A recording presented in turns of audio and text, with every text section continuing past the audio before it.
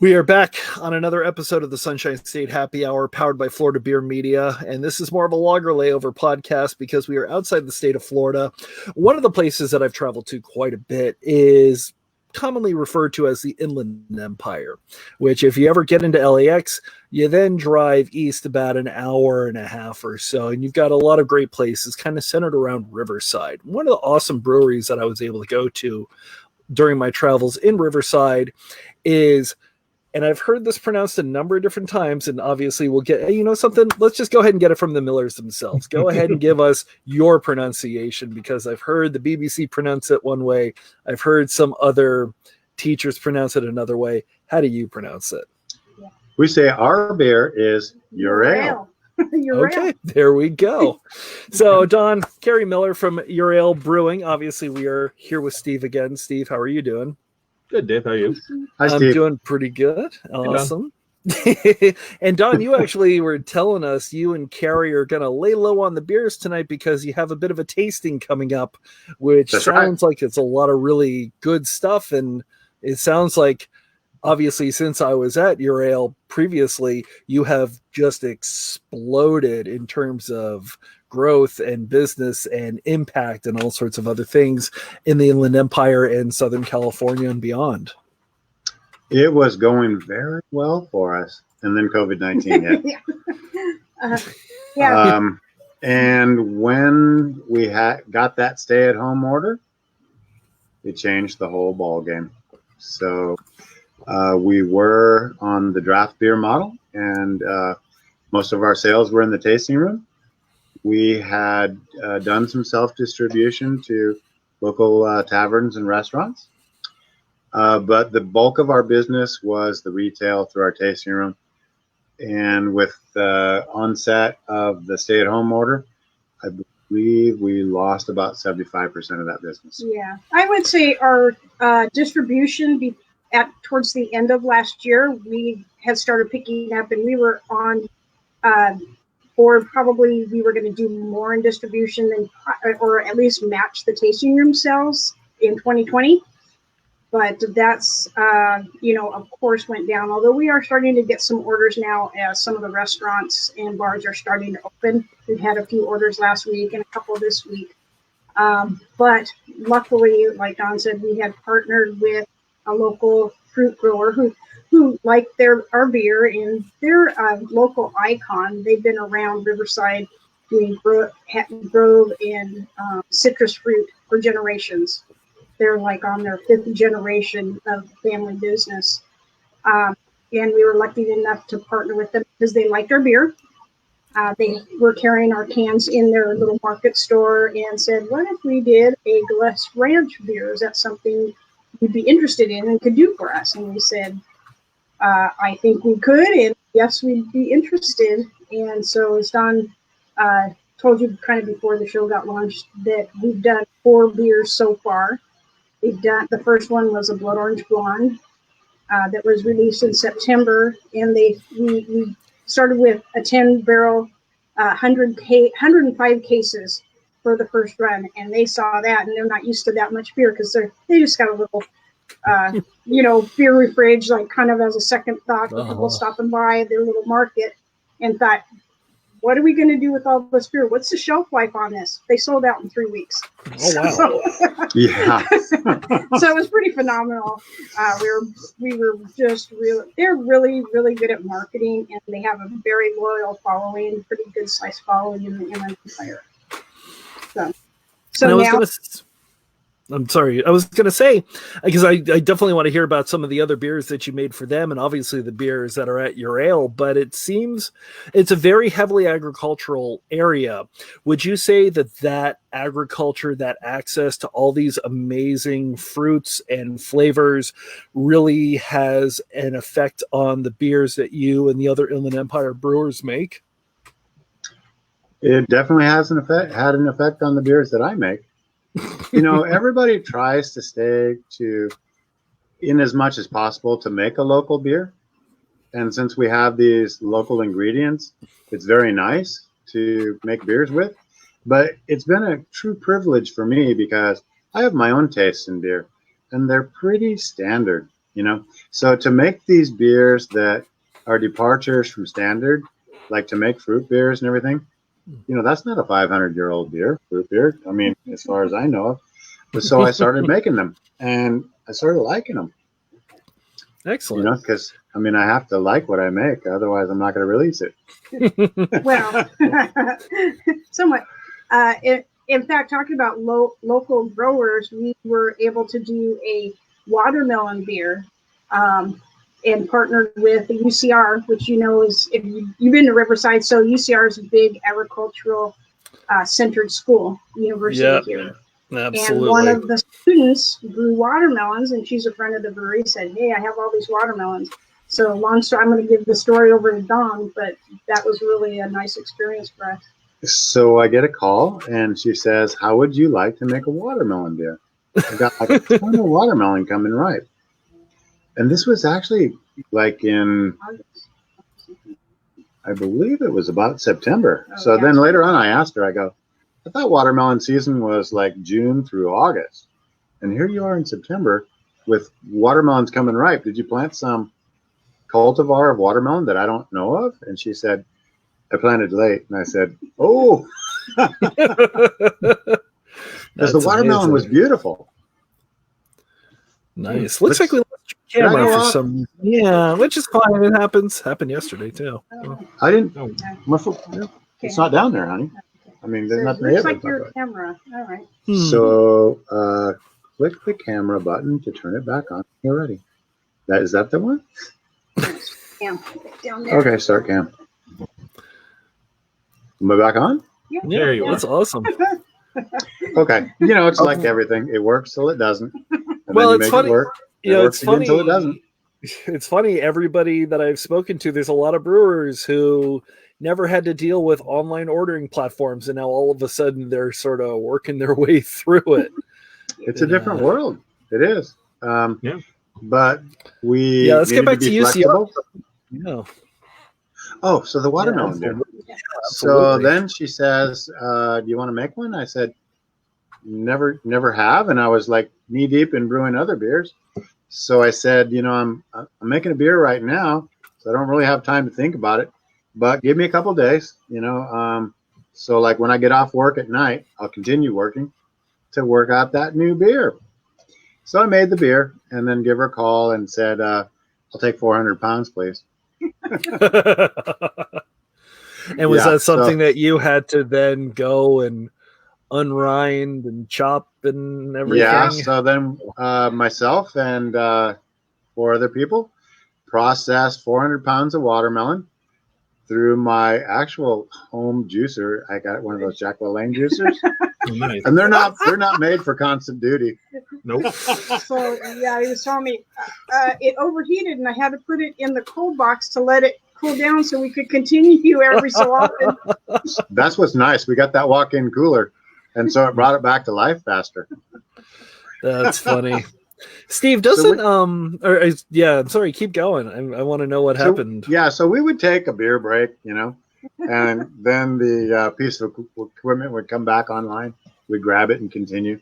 So we put 8 hours into processing the 400 pounds of watermelon into 31 gallons of juice. So we put that into 2 Sankey D-style kegs. I purged out all the oxygen, put it into CO2 so I wouldn't get any oxidation, put it in my cold room, made the beer, let it ferment through the primary, and then introduced the watermelon in the secondary.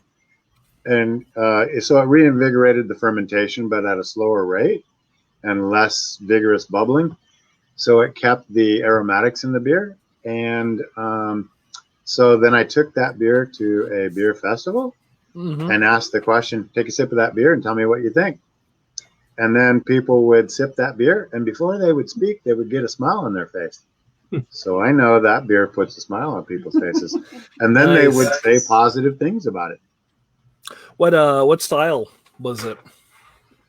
It was a watermelon wheat. You know, it was like a wheat beer, very similar to what you'd do if you're going to make like a Hefeweizen. But I didn't use a Hefeweizen yeast. I used the Kelly Ale yeast so I could get some real clean fruit flavors. Gotcha. And it was awesome, that beer. People Awesome. are asking for it today. Yeah. Or when's it Well- coming back? When's it coming back? And like when we can have fresh watermelon again, which is soon. Okay. Yeah. I was going to say, is this going to be a yearly partnership with your contact at UCR to do a nice late harvest to get some of that watermelon? Actually, I had her plan early so that I could be first with my Okay. watermelon there. Yeah, Nice. it's gonna come out in June. It's gonna come Yeah. out this month, I think. Oh, wow. That's amazing. Yeah, Steve, doesn't Hall Patter do a watermelon goza, if I'm correct? They do. And it was a really, really nice goza, like just perfect watermelon flavor to it. Oh, so you've had some. Yes. You can give I had any some May. the first time I was there, I believe, or this, I don't remember anymore. It was like a year ago I had some. Okay. That So you sounds didn't bring awesome. any back. Yeah. No, This is your last episode with us, Steve. Goodbye. that's fine. I quit.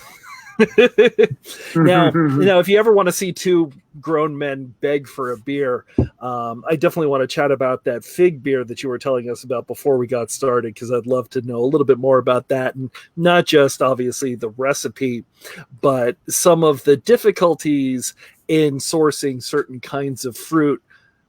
So I'd definitely love for you to chat about that. So the thing about figs is that it's a delicate fruit, thin skin, a lot of sugars in it. So I thought I need a mild tasting beer for this. And so I thought a Golden Strong would be nice, with the Belgian yeast flavors, it would accent those flavors nicely. And I knew that because we had a fig tree in my backyard. Oh, And so the thing about figs is they all come ripe at about the same time. And when you get them, they're perfect, and you better use them right away, Right. because tomorrow they're going to start going bad on you. interesting. Yeah. But I'm definitely hearing, because you're saying a lot of things about fruits, but I'm not hearing the word extract. Is that something that you and a lot of other people like to brew with, or is that sort of a negative word? No, it's not a negative word. I think we all like using, because those people who make those extracts are flavor experts in their own right. And when we buy extracts from them, they want them to be perfect.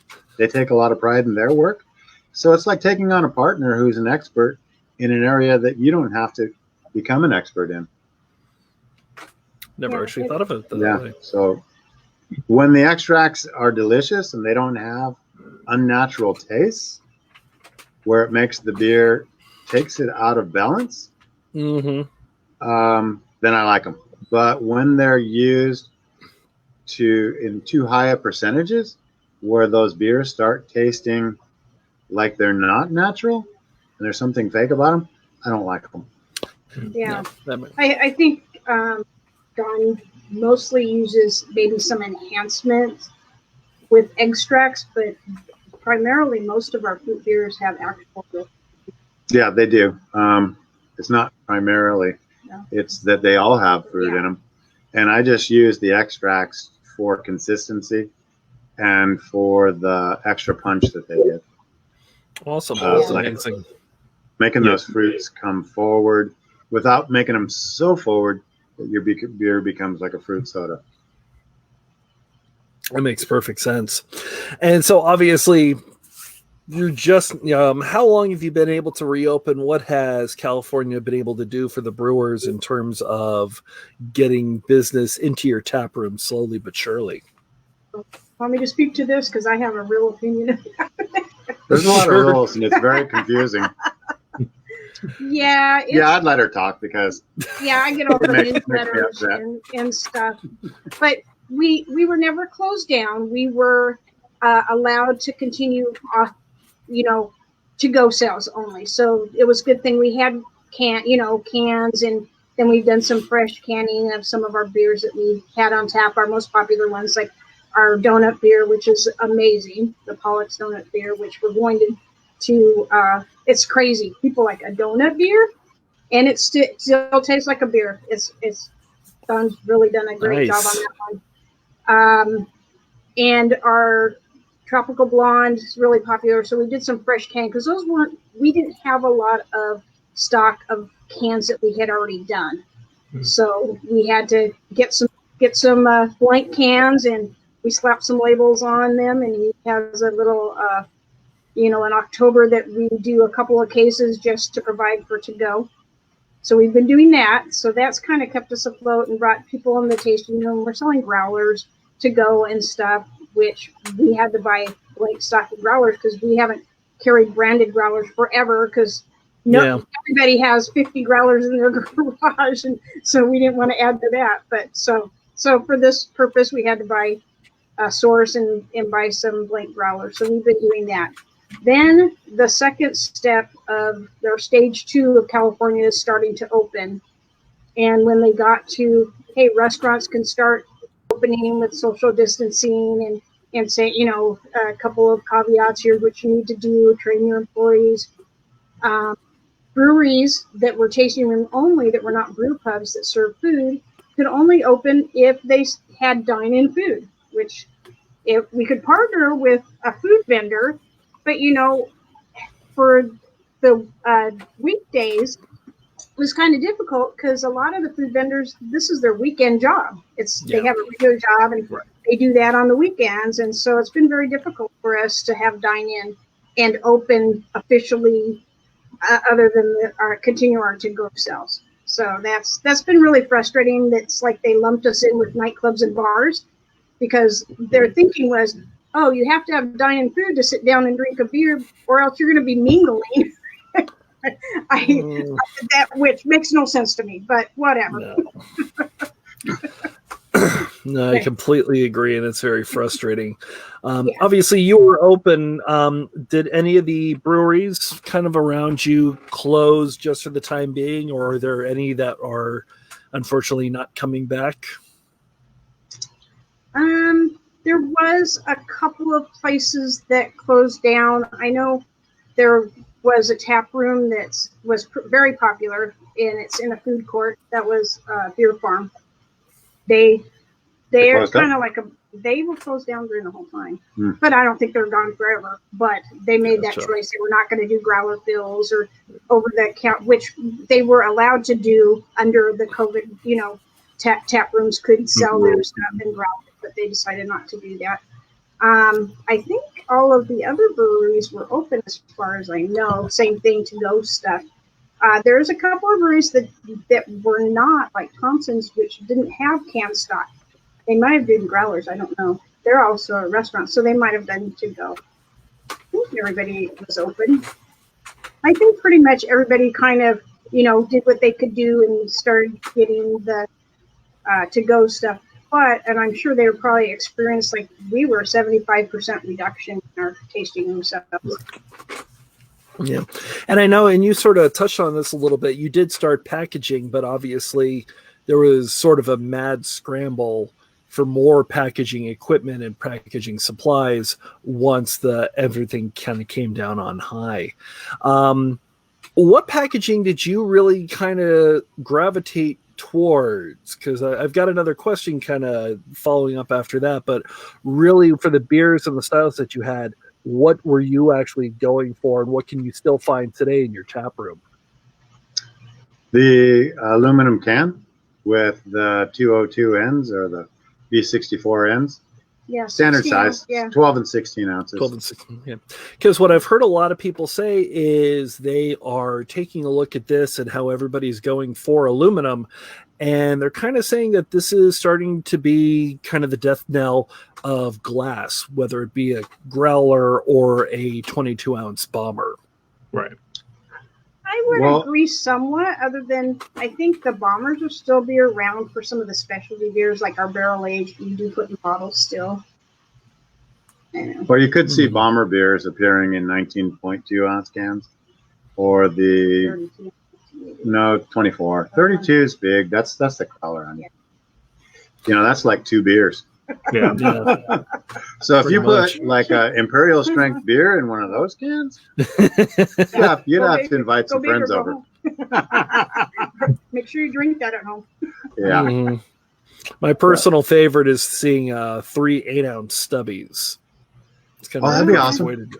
I've seen that. It's very perfect, because sometimes you don't want to finish the entire bomber of a 15% or barrel aged something or other. Yeah, I have a PB&J marshmallow stubby sitting in my fridge right now from Bang and Banjo.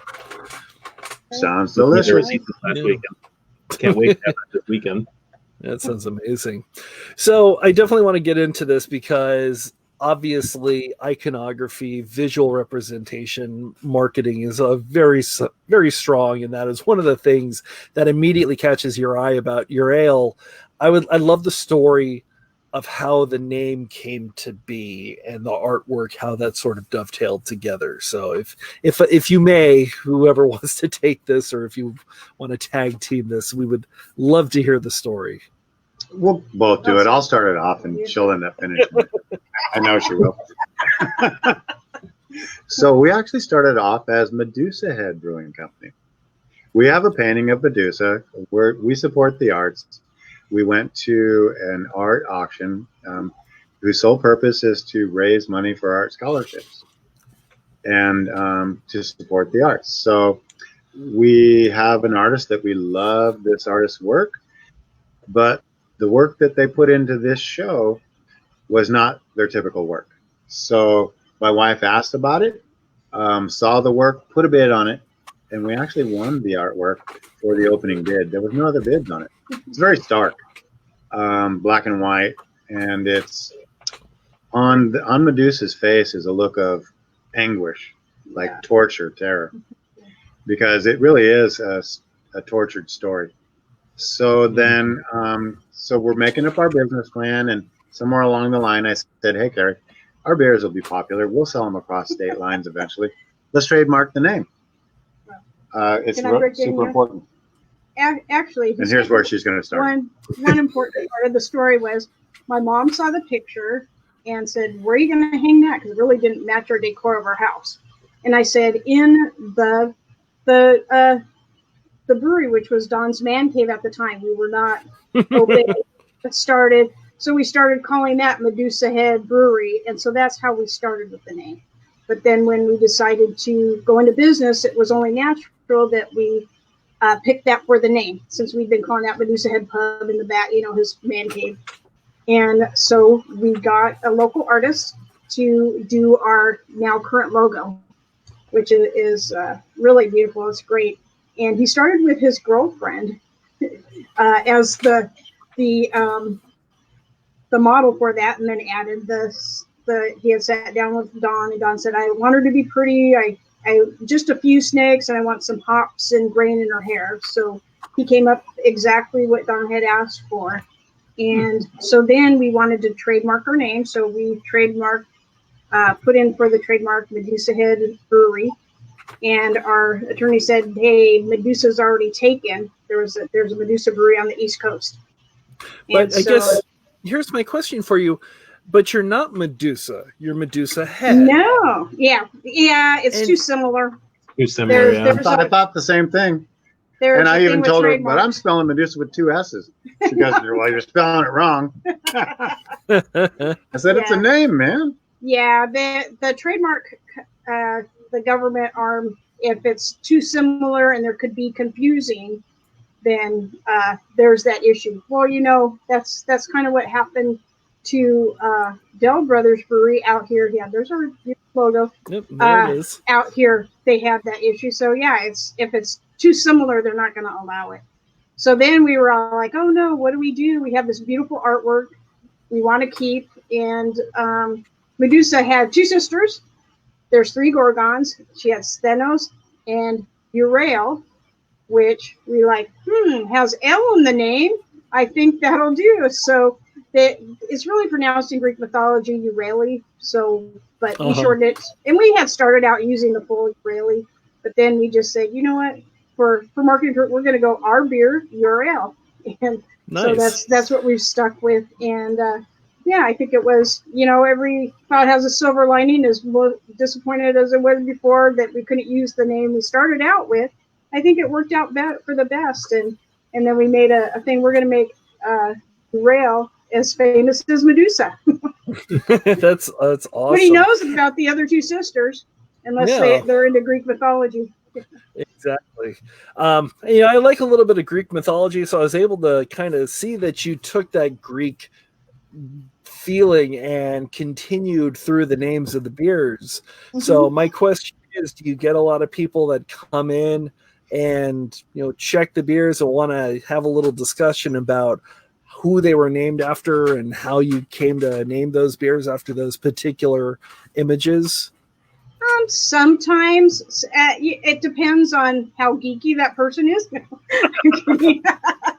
It's, some people get the connections, or they'll come in and say, I love Greek mythology. I had to come in and try the beers. And kind of in decorating our tasting room, I have put up little, we have paintings of some of the Greek gods up. And I made up little placards that say, okay, the Euryale beer is this one. And just kind of little facts about that god or hero, whichever it was. So we did kind of like a little museum thing, but which is kind of nerdy too. But I remember those. Yeah, that's Greek mythology. There's a lot of great stories there. Yeah, there is a lot of great stories, and I always put a story on the cans that we do have. I have put the story of the god or hero that we're using for that particular beer, and so we're going to try and keep that going. That's cool. That's amazing. I really like to hear about that. And it's always fun when somebody kind of grabs a hold of something or grabs a hold of them and they just stick with it. So it's really neat to hear.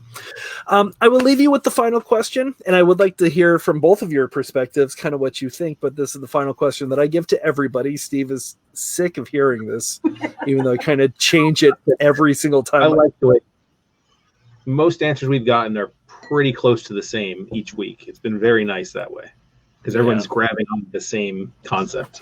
Yeah, absolutely. No, I actually kind of agree with you. But so the question, boom.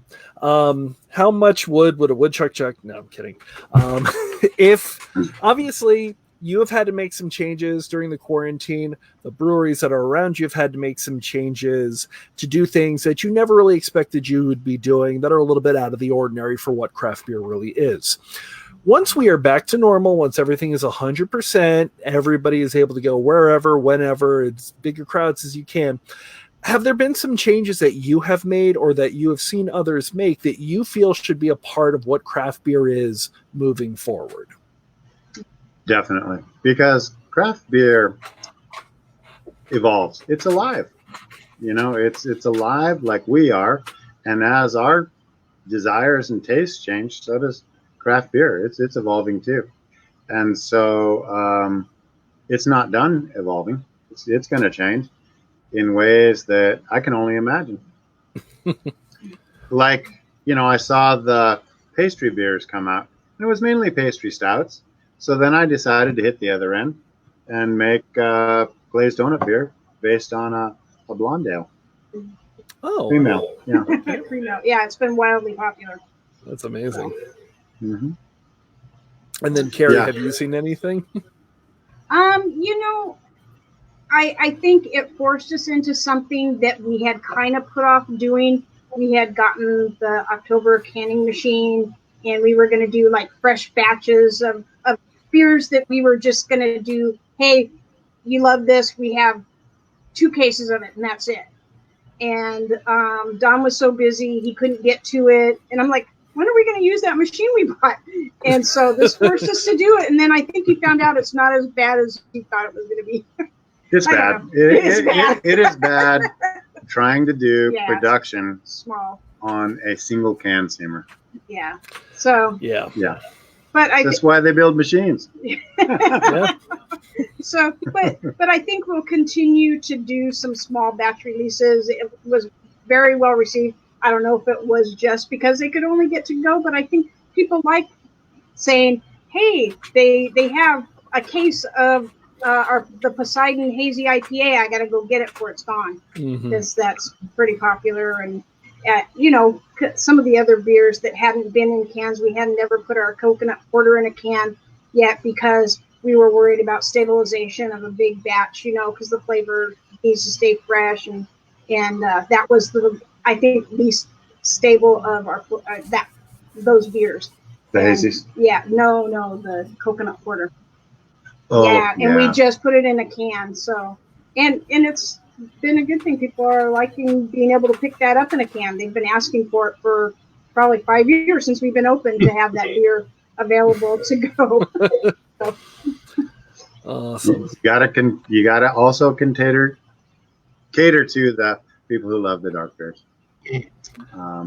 Nothing wrong with that. I love dark beer, so yeah. We had a couple come in on a Sunday, and the wife ordered the coconut porter, and as soon as she found out that we had run out the day before, she landed on the next foot and pivoted right when she landed on that foot, headed towards the door, and silently walked out. Husband kind of shrugged his shoulders, thinking, "You got a lot of good things. I mean, I wish I could stay," but he followed her out, and they left. Yep. Yeah. He was a smart man, I'm going to tell you. And I kept my mouth quiet because it seemed like she was pretty upset. Gosh. All right. Well, Don, Carrie Miller, thank you so much for jumping on the show today. I really do appreciate it. Like I said, there's been a lot of breweries that instantly stick in my mind. Euryale was definitely one of them. So I'm very happy to be able to speak to you again. And hopefully we'll be able to get out there one of these days. And I don't know, maybe I can beg and plead and find a shipment of that watermelon blonde in my inbox sometime soon. I don't know. Maybe some money. We have some really good beers. I think since the last time you were out here, we probably only had 6 taps. And we had a few. I was just taking a look at what I had, and it was the Minotaur Mole, the ESB, the Iota IPA, Argonauts Amber, Perseus Pale, and then the Demeter Apple Pie Cider Ale, which I remember was phenomenal. Yeah. Oh, yeah. Yeah. We meant for that beer to be a seasonal, but then the Donut Bar chose it as one of their beers. No. And then I went in there and I saw the signage that they'd made up for the beers that they had, and I said, they're going to carry that beer for a long time. That was not an inexpensive sign. Hand painted and everything. So they asked for us to keep it on hand for them. So I reassured them that I would. Good. They made the right choice. They twisted the right arm, which is great. Right. Yeah. Well, now we have 16. What my point was, we have 16 taps. So. I can't wait. Yeah. And I would have to say there's not a bad beer on there. I mean. Don is a genius at recipe formulation and takes great pride in his beers are excellent. It's kind of nice to have him around then, isn't it? It is. Yeah, I've been working hard on my beers. Thank you both so much for coming on. Do remember tomorrow we are not going to have a show. We're going to be a little busy doing some other stuff, but on Friday we are going to be in Polk County, Florida with the Drip and Stone podcast. So that should be an interesting time. Yeah, it's going to be one of those podcasts, I can almost tell. So Euryale Brewing in Riverside, California, thank you so much for coming on. Definitely make sure to check us out. FloridaBeerMedia.com is coming soon, hopefully tonight or tomorrow. I've been working hard on it. Once again, Don, Carrie, thank you so much for everything. I really do appreciate it. We will see you all on Friday afternoon. Bye, everyone. Thanks for having us on.